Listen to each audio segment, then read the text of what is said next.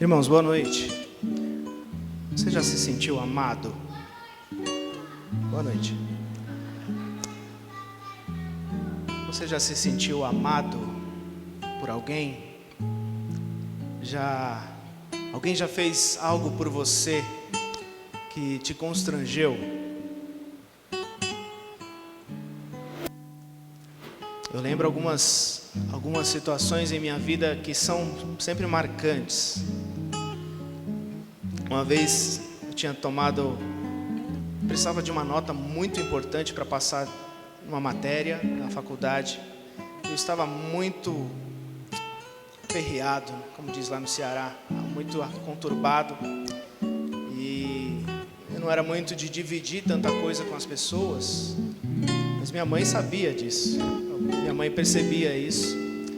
E eu me lembro que depois da minha prova, depois de saber que eu tinha passado, eu liguei para ela, de um orelhão lá no Mackenzie, e ela me disse: eu estava orando por você.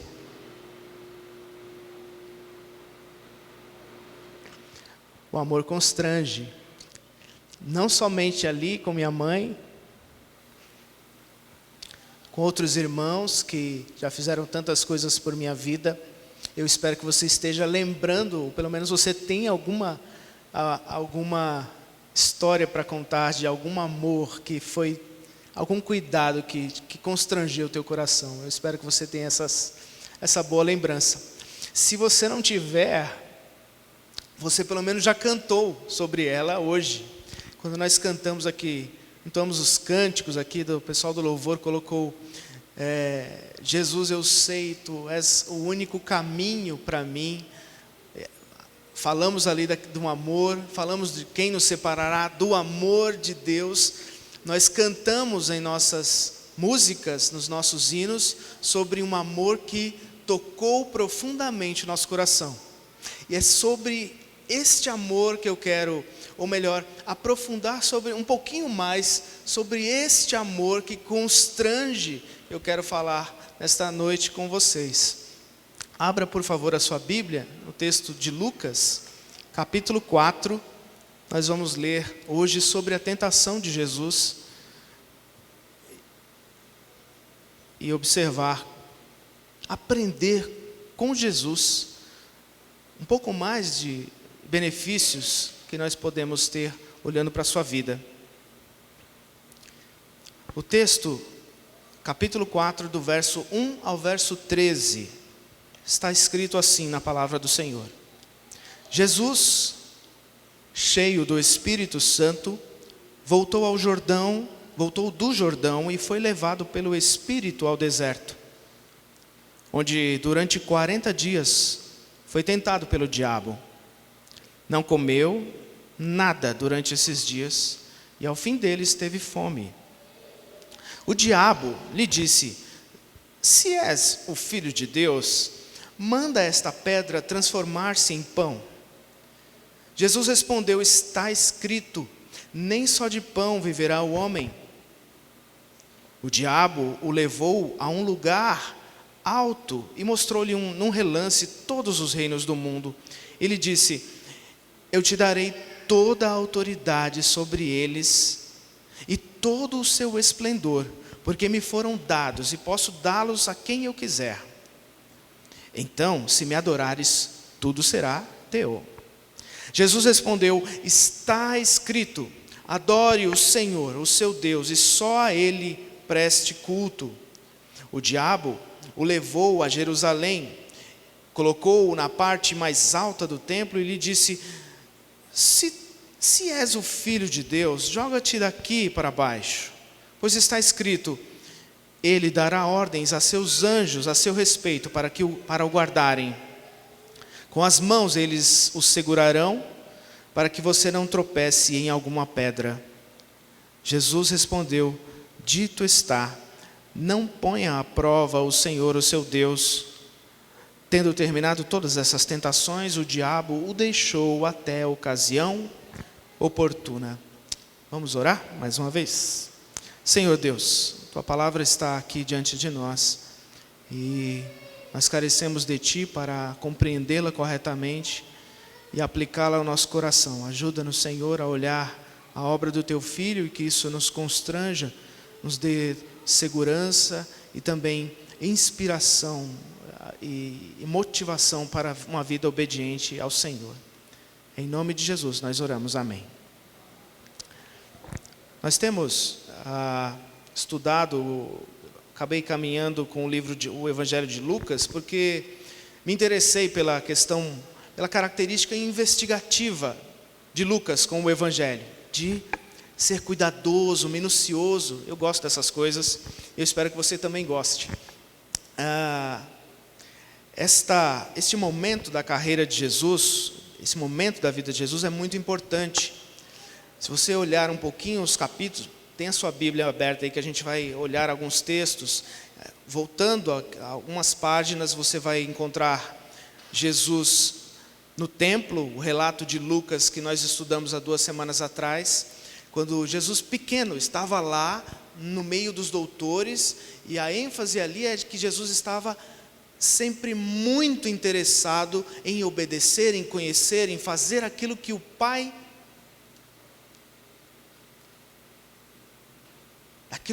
se agradava. Essa era a intenção do menino. Capítulo 3, você vai encontrar o registro do batismo e genealogia de Jesus. No batismo de Jesus, nós temos um momento também muito importante. Alguns estudiosos dizem que seria o segundo momento deste preparo para o início do seu ministério. Novo, como menino, já mostrando todo o seu amor por Deus. E agora, no batismo, ali tomando a responsabilidade diante dos homens e principalmente diante de Deus, de que ele estava assumindo de fato a sua carreira de resgatador, de salvador. E naquele momento maravilhoso e bonito do batismo, o que nós temos ali? A manifestação da Trindade. O Filho está sendo batizado, o Espírito vem como pomba, ungindo e dando capacidade a Jesus para executar esta obra. E você ouve dos céus o que está escrito lá no versículo 22, no finalzinho do versículo 22 do capítulo 3. Tu és meu filho amado, em ti me agrado. Esse é o contexto, esta é a situação em que nós estamos aqui. Você vai ver que Jesus na genealogia começa como filho de José e termina como filho de Adão, filho de Deus. Pouquinho antes de iniciar finalizar o capítulo 3, antes do 4. E nós estamos aqui. Lucas é cuidadoso então em levar Jesus para ou registrar Jesus nesse momento importantíssimo. Repararam quem leva Jesus para o deserto? Já devem estar atentos a isso aí, né? Já devem conhecer. Vejam só, Jesus, cheio do Espírito Santo, voltou do Jordão. Veja, o Espírito já estava com ele, capacitando-o para este momento, e foi levado então por quem ao deserto? Pelo Espírito. Muito bem, o Espírito de Deus então conduziu Jesus para que ele fosse tentado todos esses dias. Alguns dizem que ele foi só tentado ao final dos 40 dias, outros entendem, o relato de Lucas diz que durante os 40 dias ele foi tentado. Eu caminho aqui com esse entendimento. E durante esses dias Jesus não comeu nada. Qual é o contexto então em que Jesus está? No deserto, levado pelo Espírito, no deserto, há 40 dias com fome. Isso é importante para nós? Isso é importante saber? Por que Jesus estava passando por isso? Porque isso era um preparo para ele. Porque ele é nosso representante. E como nosso representante, ele precisava enfrentar lutas nas quais nós fracassamos. Mas eu não lutei nada, eu não andei no deserto, sabe? O que você está falando? Sim, a palavra de Deus no Antigo Testamento relata que o povo de Deus andou no deserto durante 40 anos. Esse texto faz referências, faz eco a estas circunstâncias. Nós vamos já ver, por exemplo, também que quando Jesus enfrenta Satanás na sua primeira tentação ali de comer ou não o pão, fazer da pedra o pão, Jesus está enfrentando Satanás, assim como Adão e Eva enfrentaram também. Por isso é muito importante esse momento, que o Espírito leva, o Espírito está capacitando, mas Jesus está no deserto. E o que é o deserto?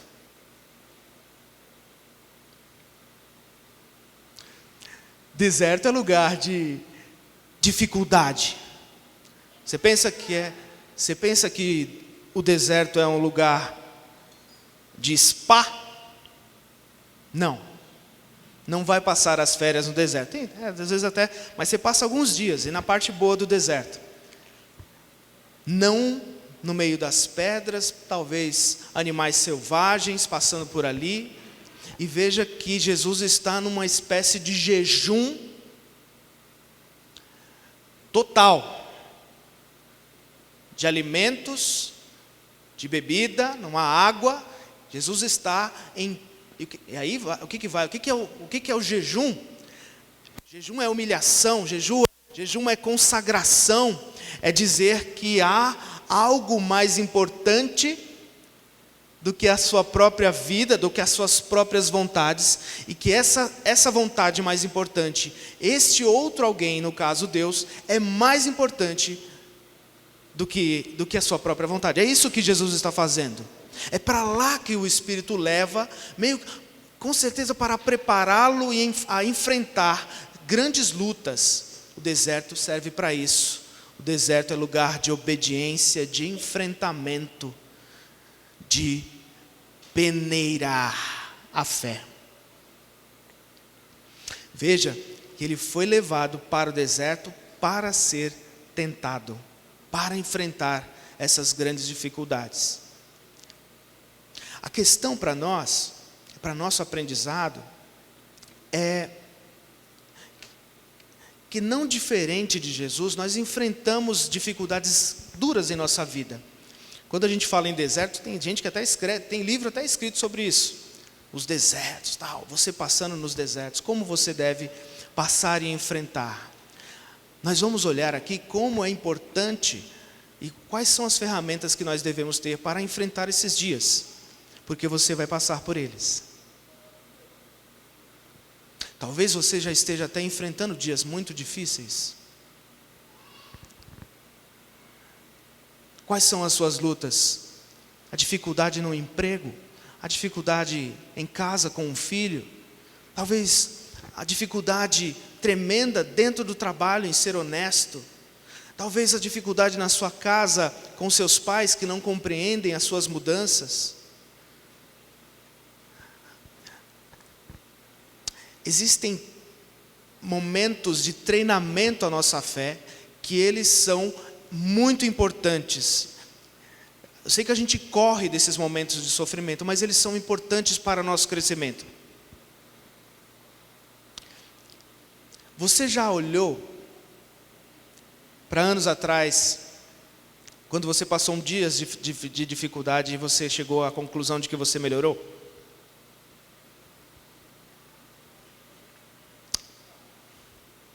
O salmista disse sim. Foi-me bom ter passado pelo dia da dificuldade, para que eu aprendesse a tua lei. Eu tenho certeza que você já viveu dias difíceis, talvez esteja até vivendo hoje dias muito complicados. E eu espero que você se apegue ao Senhor. Andar cheio do Espírito tem sido algo que, na verdade, não tem sido falado, não tem sido vivido em nossas igrejas. Já repararam nisso? E é um tema tão interessante que diversas vezes Lucas vai colocando que o Espírito está enchendo e preparando seus filhos, seus servos, e principalmente caminhando, abençoando, dando capacitação a Jesus para que ele enfrente os dias difíceis. A questão é essa: você vai ter dias difíceis. Agora, como você vai enfrentá-los? Como você vai vivê-los? Cheio do Espírito?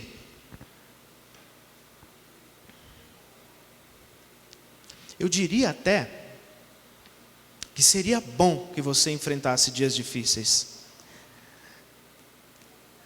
Quantos de nós melhoram ou se apegam mais a Deus quando estão com a saúde debilitada? Já repararam nisso? Olha só como nós somos.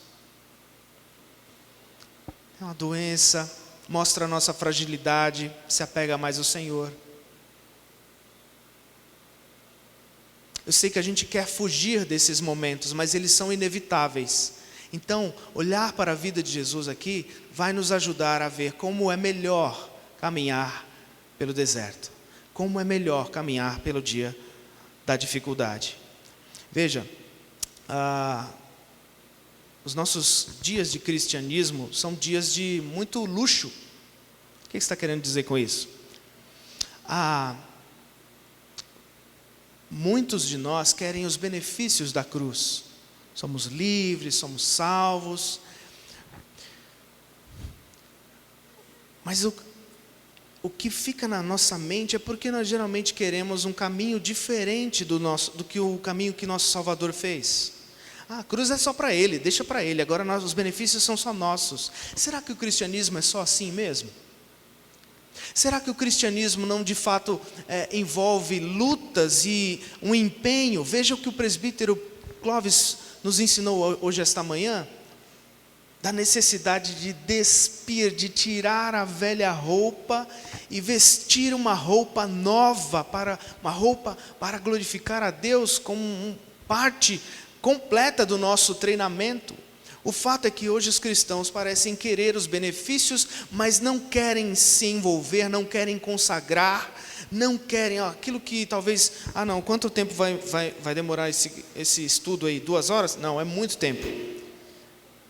Mas se eu precisar ficar 2 horas assistindo um jogo de futebol, se eu precisar ficar assistindo uma série 2, 3 horas, passar o meu sábado assistindo uma série na televisão, você fica. Já pensou nisso?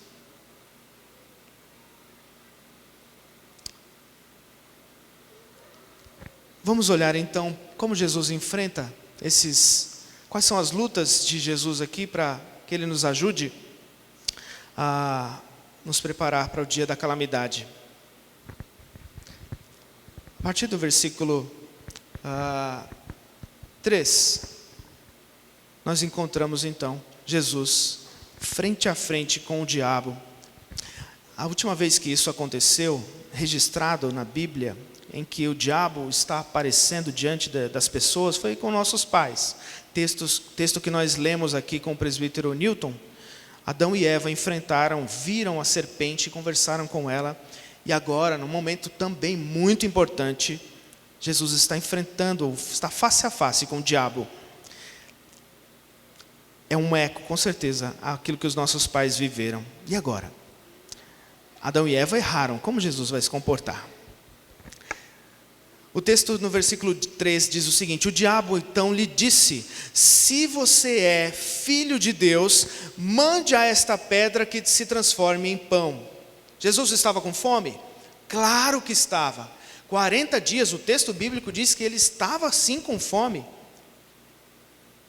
E é interessante que o primeiro aspecto, o primeiro ponto que Satanás coloca aqui, é colocar em dúvida de fato a identidade de Jesus, ou colocar em xeque isso. Veja como ele começa questionando: se você é filho de Deus. Ora, quem havia dias atrás dito que ele de fato era o filho de Deus? O Pai. Mais uma vez, capítulo 3, verso 22, finalzinho dele: tu és meu filho amado, em ti me agrado. E o que Satanás apresenta aqui: se tu és o filho de Deus, se você é mesmo, será que você é mesmo? Eu não sei se é.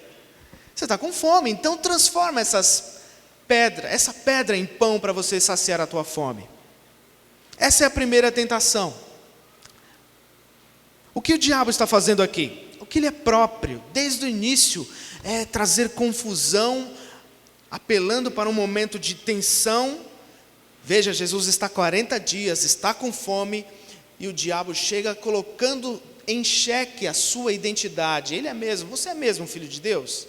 Se você é, então prova. Ele já havia feito isso? Já. quando ele encontrou com Eva, lá no capítulo 3 de Gênesis, se você quiser abrir aí, capítulo 3, verso 1 de Gênesis, você reparou como Satanás pergunta para Eva? Ele faz uma pergunta toda diferente. Ele diz assim: foi isso mesmo que Deus disse? Não comam nenhum fruto das árvores do jardim? Não foi isso que Deus tinha dito. Aí Eva vai então corrigi-lo. Só que quando Eva corrige Satanás, ela coloca nas mãos de Satanás algumas informações, nós já estudamos isso aqui alguns anos atrás, que não estavam nos preceitos, ou pelo menos na palavra de Deus. Olha lá, se você abriu aí o versículo, no capítulo 3 de Gênesis, você tem o relato do versículo 2 ao versículo 5, eu vou ler aqui para vocês. Respondeu então a mulher à serpente: podemos comer do fruto das árvores do jardim. Mas Deus disse: não comam do fruto da árvore que está no meio do jardim, nem toquem nele, do contrário, vocês morrerão. Se você observar mais uma página atrás e ver como Deus ordena a Adão, ao homem, como ele deveria fazer, está lá no capítulo 2, 15 a 17, o Senhor Deus disse a Adão, ao homem: coma livremente de qualquer árvore do jardim. O diabo apresenta a proposta de outra forma. E Deus continua dizendo: mas não coma da árvore do conhecimento do bem e do mal, porque no dia em que dela comer, certamente você morrerá. A gente já estudou aqui isso há alguns anos, e até comentando, o que parece é que Eva talvez tenha recebido as informações de Adão, nem toca nessa árvore aí. Vai fazer aquela... Não é para não comer, mas Adão já fala, nem toca. Mas existe uma outra questão aqui também no texto, na resposta de Eva, quando ela diz do contrário, que Deus havia dito que do contrário, se vocês tocarem nele, vocês morrerão. Há uma espécie de simplificação aqui nas palavras de Eva, que no texto, no hebraico, você percebe um pouquinho melhor. Quando Deus diz, certamente morrerão, Deus está dizendo, morrendo, morrerão. Quando Eva faz o relato à serpente, ela não faz essa ênfase toda. Vocês vão morrer. Mas como que aliviando o peso desta morte, ou talvez ela talvez não tivesse noção do que seria isso. Aqui está o problema, que o diabo então toma essas respostas, essa interpretação de Eva, então começa a trabalhar. E ele responde no verso 4 do capítulo 3 de Gênesis: disse a serpente à mulher: certamente não morrerão. E aí, tudo se atrapalha, os nossos pais falham e nos trazem tantas complicações. Para Adão e Eva, a provocação se conduz para que eles vivam, para que eles tomem a atitude de independência a Deus. Um escritor chamado MacGregor Wright, no seu livro Soberania Banida, ele diz assim: Eva já havia começado a viver somente de pão e não de cada palavra da boca de Deus. No seu coração, quando Eva responde à serpente, ela já responde com um erro, e isso com certeza vira um prato cheio nas mãos de Satanás para conduzir nossos pais à rebeldia e à independência. Eles não podiam ser Deus, mas a proposta brilhou os olhos: nós queremos a independência. Satanás joga com esse tipo de coisa. Você se sente amado. Deus confirma no nosso coração. A palavra de Deus diz que o Espírito de Deus fala ao nosso coração que nós somos filhos de Deus. Aí você enfrenta durante a sua semana a dúvida: será que eu sou filho de Deus mesmo? Aí você briga com alguém. Você olha as suas atitudes: será que eu sou filho mesmo? Essas coisas vêm confundindo a nossa mente.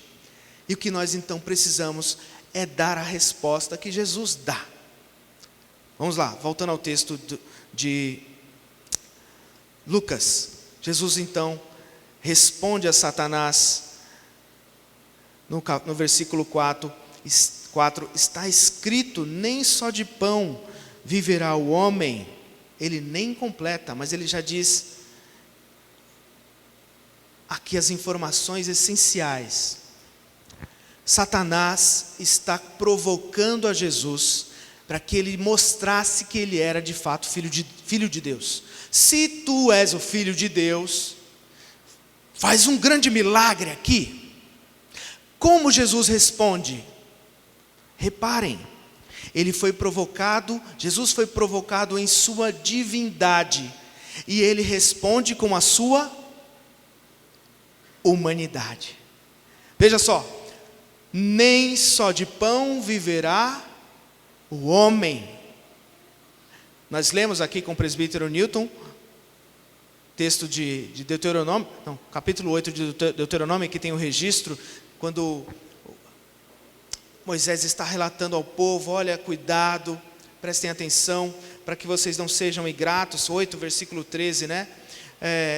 Deus humilhou vocês, deixou vocês passarem fome, mas depois os sustentou com o maná, que nem vocês nem seus pais conheciam, para mostrar-lhe que nem só de pão viverá o homem, mas de toda a palavra que procede da boca do Senhor. Jesus está respondendo a Satanás que ele é homem obediente, e muito mais lhe importa obedecer a Deus, dar glórias a Deus em sua obediência, do que usar das suas características divinas para saciar a sua fome. O que é mais importante a Jesus é viver toda a obediência, toda a palavra, todo guiar, todo conduzir, vindo da parte de Deus. Isso é mais importante para ele, ainda que esteja sofrendo pela fome intensa. Essa é a resposta. A Bíblia, a palavra. Jesus é provocado na sua divindade. Ele responde: eu sou filho de Deus. Filho de Deus, Deus, mas também homem. Não se esqueçam disso. Isso é muito importante para a nossa salvação. Que Jesus viesse e obedecesse em nosso lugar. Não fazendo transformações miraculosas para seu bel prazer. E ainda fazendo, se ele caísse nesta ladainha aqui de Satanás, ele acabaria caindo como Eva caiu. Desejando viver uma vida independente e não obediente a Deus. Jesus está dizendo: eu sou obediente. Esta é a primeira resposta. A minha vontade é fazer a vontade do Pai. A segunda, então, segundo momento de tentação, está aí a partir do versículo 5. Veja só. O diabo o levou a um lugar alto e mostrou-lhe num relance todos os reinos do mundo. E lhe disse: eu lhe darei toda a autoridade sobre eles e todo o seu esplendor, porque me foram dados e posso dá-los a quem eu quiser. Então, se você me adorar, tudo será seu. Se você tem a prática de ler a tentação registrada em Mateus, por exemplo,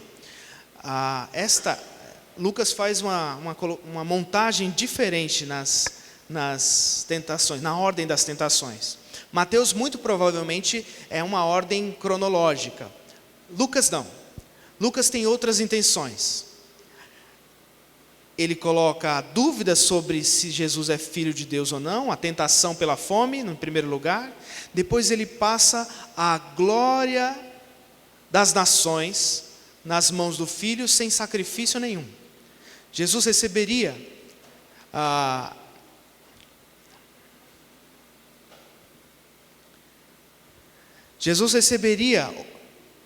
glória de Deus sem passar pelo sacrifício, pelo sofrimento.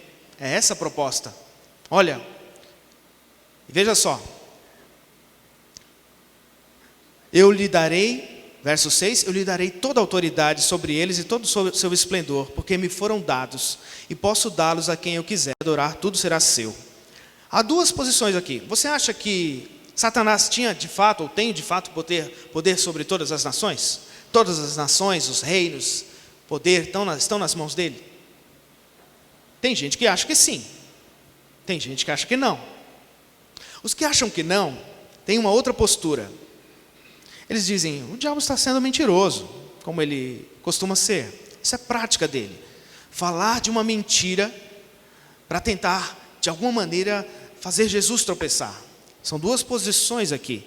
Gente que acha que o diabo tem, de fato, o poder sobre as nações e ele está propondo a Jesus. E gente que acha que ele está sendo mentiroso aqui. Ele é o pai da mentira. Que tal as duas juntas? Pode ser as duas juntas. Pode ser um mentiroso, como ele de fato é, mas pode ser também que ele tenha recebido, e aí eu já estou entregando aqui, pode ser que ele esteja, nas suas palavras, o diabo disse, eu recebi, esses reinos me foram dados para eu dá-los a quem eu quiser. Ora, se alguém deu esses reinos, esse alguém que dá tudo aquilo que o diabo tem, esse alguém é o mais obediente, ou o mais poderoso, no caso. Talvez por isso, Jesus nem se importa em refutar Satanás. Que reino, que coisa o quê? Jesus se volta para adorar somente o Senhor. Veja a resposta dele, está escrito, adore o Senhor, o seu Deus, e só a Ele preste culto. Deuteronômio mais uma vez na boca de Jesus. Não importa, Satanás, Jesus não está batendo papo aqui sobre se ele tem reino ou não. Para Jesus o que importa é só adorar ao único que deve ser adorado. Lá em Êxodo 32 nós temos o relato, por exemplo, do bezerro de ouro. Lembram disso? Quando o povo de Israel sai da terra, e Moisés já está ali há dias recebendo e demorando para voltar com as leis de Deus, o que o povo começa a provocar Arão? Faz deuses aí para a gente adorar. E o povo cai ali nos dias do deserto, nesta adoração a um bezerro, a um boi, a uma estátua, a um ídolo do coração. E Jesus diz, não há outro Deus a quem eu devo obedecer. E isso, claro, que envolve o sacrifício. Veja, Jesus sabe, ele está se preparando para a sua missão. Ele sabe, por exemplo, que ele vai ser traído, que ele vai ser abandonado, que ele vai ser achincalhado, que pessoas vão confrontá-lo, que ele vai sofrer a cruz, que ele vai sofrer grande punição, a ira santa de Deus na cruz. Ele vai enfrentar tudo isso, para depois ouvir e ver a glória. Lembram da oração sacerdotal? Senhor, me glorifica o Filho, para que o Filho glorifique a Ti, e para que eu tenha, agora chegou a hora de eu enfrentar todas essas lutas, essa luta mais terrível, para que eu tenha a glória que eu tinha contigo antes que houvesse mundo. E o que Satanás está propondo, olha, eu te dou essa glória, esse esplendor desses reinos, se você simplesmente num ato se ajoelhar diante de mim. Jesus diz, não, a minha obediência é até o final, ainda que ela me custe traição, ainda que ela me custe a humilhação. Eu sou o maldito de Deus, é assim que era aquele que era pendurado no madeiro, ainda que eu sofra grande punição. O caminho da obediência é o meu caminho, o caminho do ajoelhar. E se você já estudou, sabe o que a palavra adoração significa? Ajoelhar-se, é para quem você se prostra. As crianças às vezes gostam até de brincar, né? Quando você solta aquela, eu adoro isso. Aí a criançada gosta de adorar somente a Deus.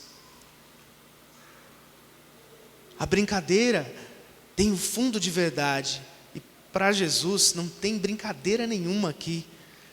Eu sou obediente na minha fome. Eu procuro a glória de Deus, ainda que eu sofra grandes e terríveis momentos em minha vida, obedecer, adorar, ajoelhar somente ao Senhor. Só a Ele, a vontade dEle está em primeiro lugar. E isso tudo, essa obediência, esta busca pela vontade de Deus em primeiro lugar, provoca a terceira tentação. Olha aí, veja o que Satanás então vai propor a Jesus. Versículo 9, o diabo o levou a Jerusalém, colocou-o na parte mais alta do templo, e lhe disse: se você é então filho de Deus, jogue-se daqui para baixo. Olha só que artimanha, como Jesus estava respondendo a Satanás o tempo todo, com a palavra de Deus. Está escrito, está escrito, está escrito. Olha o que Satanás faz agora. Pois está escrito. Satanás vai citar então um salmo para Jesus, o Salmo 91, que diz a partir do versículo 11, que Deus dará ordem a seus anjos a seu respeito, para lhe guardarem, com as mãos eles o segurarão, para que você não tropece em alguma pedra. Satanás então está vendo alguém que está priorizando a vontade, a obediência a outro. Jesus está plenamente obediente. Ser filho é ser obediente. Ser filho é passar então pela dureza adorar o Deus verdadeiro, é passar e enfrentar as grandes dificuldades. Ok, então se você é filho de Deus, então faz uma prova agora. Está escrito a respeito do Filho de Deus que se você se lançar daqui, Deus enviará anjos para que segurem você. A provocação é diferente da primeira. Quando ele pergunta a primeira vez se Jesus é o Filho de Deus, é num tom de deboche. A segunda vez carrega uma provocação pelo que Jesus já havia demonstrado, obediência e adoração somente a um. Então, a respeito deste homem obediente, está escrito: lance-se daqui que os anjos virão te salvar. Satanás conhece a palavra. Satanás conhece aquilo que é dito a respeito de Deus, é dito a respeito dos filhos de Deus. Tiago, se eu não me engano, vai registrar que os demônios creem e tremem eles têm uma reação diante de quem Deus é, de quem Jesus é. E nós, às vezes, não nos importamos, não cuidamos com isso. É um alerta para nós não observar de fato como a palavra de Deus deve ser manuseada e apreciada. O nosso grande inimigo sabe como manuseá-la e nos enganar. Ele está tentando fazer isso com o filho. Como Jesus então responde?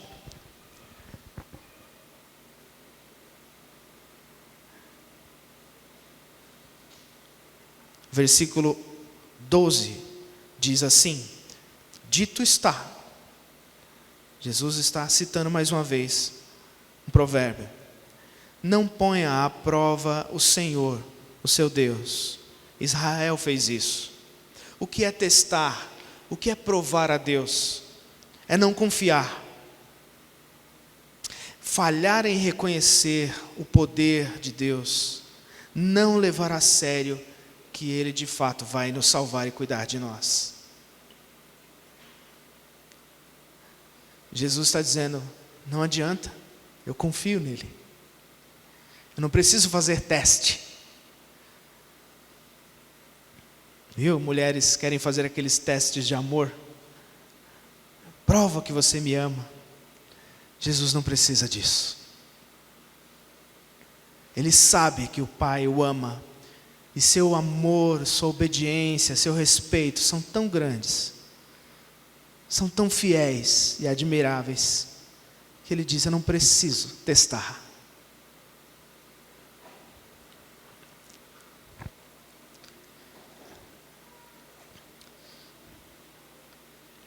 O cenário, irmãos, então, é que depois dessa resposta, o diabo vai embora. O versículo 13 diz que, tendo terminado todas essas tentações, o diabo o deixou até ocasião oportuna.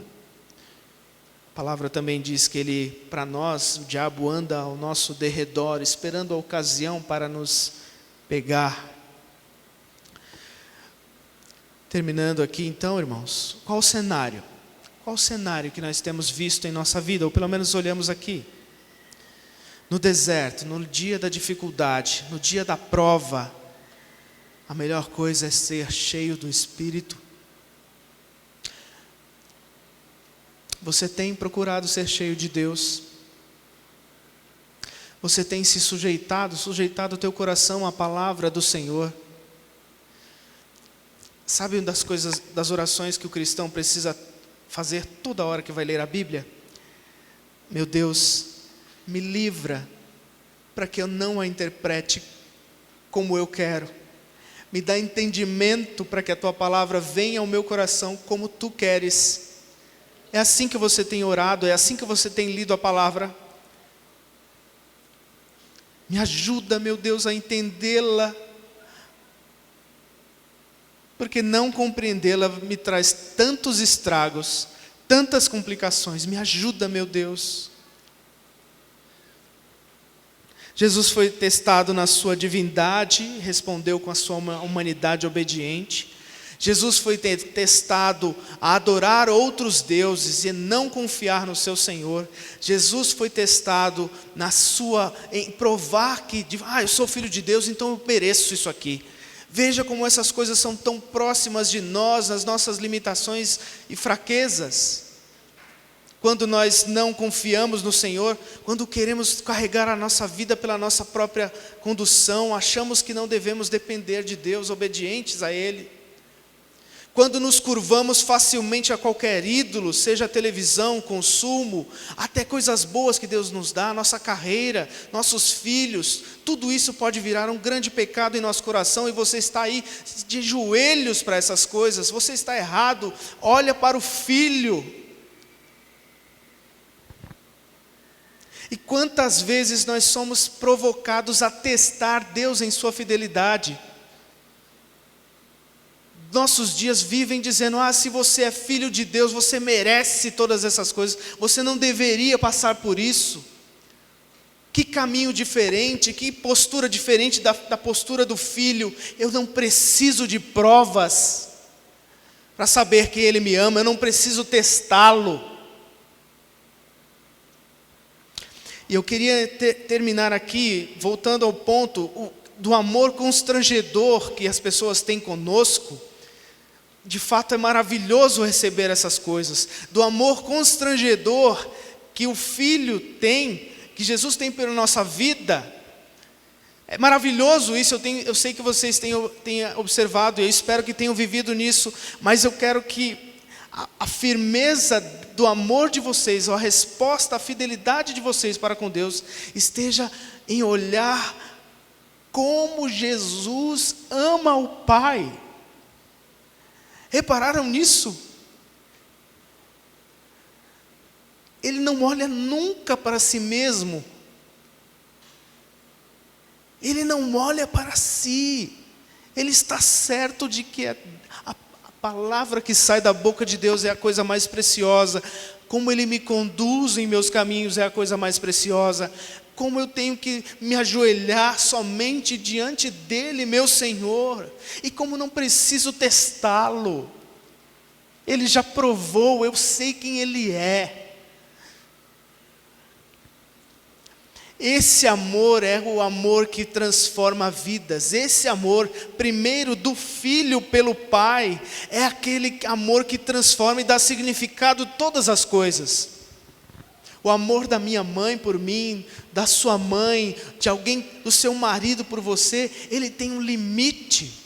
Mas o amor de Deus, do amor baseado no amor do Filho, que ama o Pai, que ama o Espírito, e eles estão exaltando uns aos outros, é esse amor que constrange e transforma o coração de todo crente verdadeiro. Você tem que se ajoelhar e falar, Senhor. É por isso que quando Deus olha para a humanidade, Ele de fato olha, de um lado estão todos os pecadores, e do outro está o filho. Está lá o filho. É ele quem ama. É ele que ouve. Você é meu filho amado em quem tenho prazer. Isso é deleite porque Jesus ama obedecer.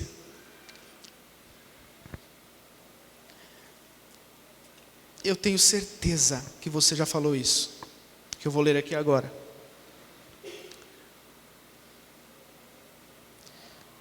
Fui crucificado com Cristo. Assim já não sou eu quem vive,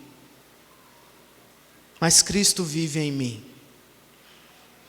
Agora a vida que vivo no corpo, vivo-a pela fé no Filho de Deus, que me amou e se entregou por mim. Você já leu, já orou isso? Você já falou isso? Ou você já falou, porque para mim viver é Cristo? Já falou isso?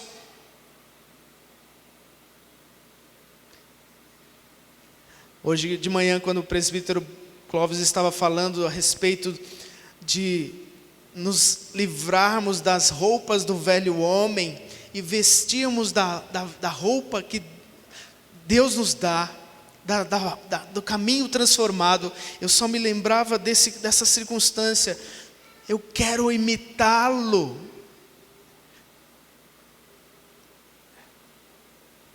Eu quero copiar aquele que me amou. Eu quero que minha vida seja significativa diante de Deus, mostrando a minha nova identidade. Já não sou eu mais quem vive. Cristo vive em mim. E quando Cristo vive, irmãos, se Cristo vive em você, é esse o caminho da obediência a toda a palavra que vem da boca de Deus. Disso vive o homem, disso vive o Filho, disso vivemos nós.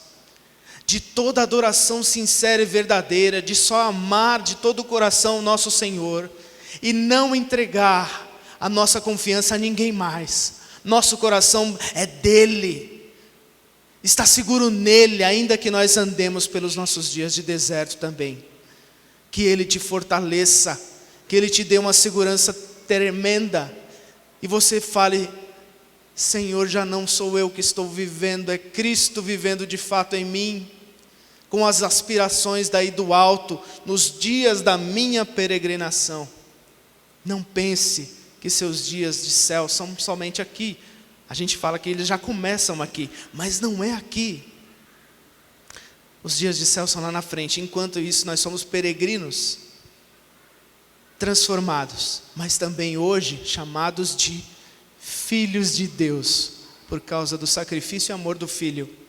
Que você, quando cantar desse amor que constrange ao nosso coração, lembre da profundidade desse amor.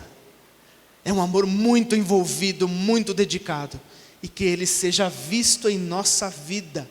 Esse amor, sim, é o mais constrangedor de todos. Cristo morreu por nós, quando nós ainda éramos pecadores, para nos fazer filhos do Senhor, cheios de obediência.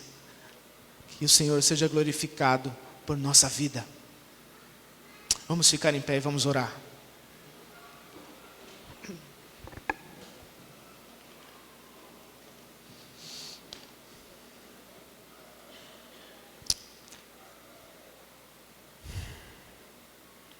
Senhor Deus, o nosso coração fica pequeno diante de Ti, Senhor.